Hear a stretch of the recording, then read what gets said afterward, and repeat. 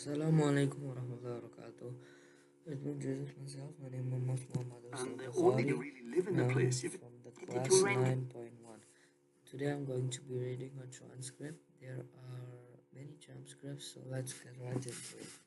So let's get from the transcript up. We saw the ad in the summer, in about July, I think, but we weren't really serious about moving then, so we didn't even go and see it. It wasn't until November when they readvertised it that we got in touch with the agency and had a look. They'd put the price down since summer too, I suppose because it had been empty so long, so that made it more affordable for us, which helped us to make our months. It was perfect, a bigger garden for the kids and enough space for an office. In winter, it was very lovely, very cozy. In fact, which is more important to me as I really feel the cold, whereas my husband will open a window and it's minus temperatures outside. Anyway, in July when summer really started and we had that heat wave, we we understood why no one had wanted to rent it over summer. It was boiling.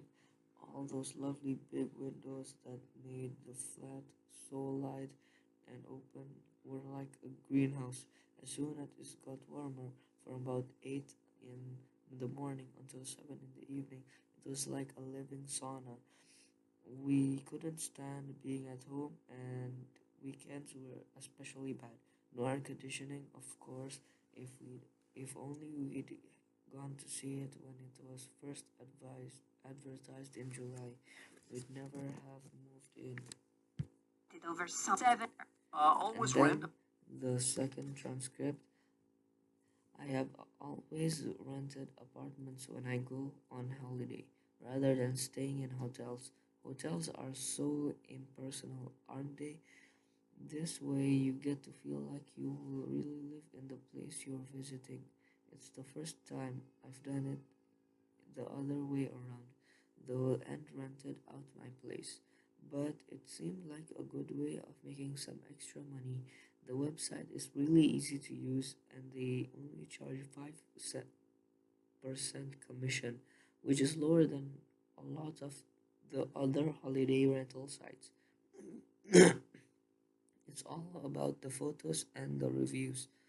Get the photos right, and the place can look really upmarket and spacious, but you don't want to make it look too much better than it really is, or you will end up with a bad review. It's better to undersell and over deliver so guests are pleasantly surprised and leave an extra positive review. So far, I'm averaging 3 stars because of one bad review that brought my average down from 4.5 stars.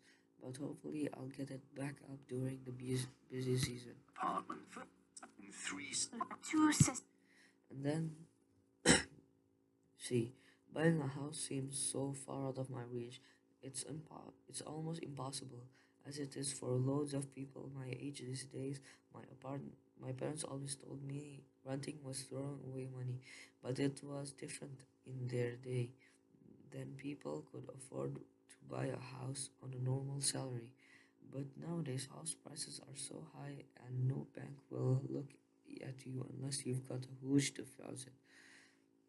The problem with my dream buying is that it's never going to come true, not unless my parents help me out. But I've got two sisters and we're all in the same positions. At least they've got both got good jobs, not enough to buy a house, but at least they can afford to rent places of their own in nice areas. I just don't earn enough to rent around here. Even if I get promoted to manager, it'll be tough to find somewhere unless I share. And call me fuzzy but there aren't many people I want to share a bathroom and kitchen with. Some days I think I'll stuck living with my parents forever. Even renting is like a dream to me. Mother of con. And then D. At Our first land, our at our at first our landlord was really helpful. Couldn't do enough for us. You hear stories of nightmare landlords, and we felt like we were really lucky. So we thought anyway. He redecorated the whole place from top to bottom, and let us keep all the bills in his name, so we didn't have to bother of contacting all the companies ourselves. He even offered to come around and do the gardening as he knew we both worked long hours and might not have time. That's where the problem started. Now I look back, he'd pop around just to check everything's okay for you once a month, then twice a month. Soon he was coming every week with some excuse or other. In the beginning, we'd invite him for tea, but it was only encouraging him. So we then realized we tried to have a conversation on the doorstep instead. It got so bad we pretended to be on our way out. If we saw him coming up the path, we'd grab our coats and walk around the block until he'd gone. I don't know if he was just lonely or just doesn't trust us not to ruin his precious house. In the end, we gave our notice and found somewhere else. It's a shame because we really love that house, but at least it's more peaceful than the new one. Contact. And then that's all from me. Wassalamualaikum warahmatullahi wabarakatuh.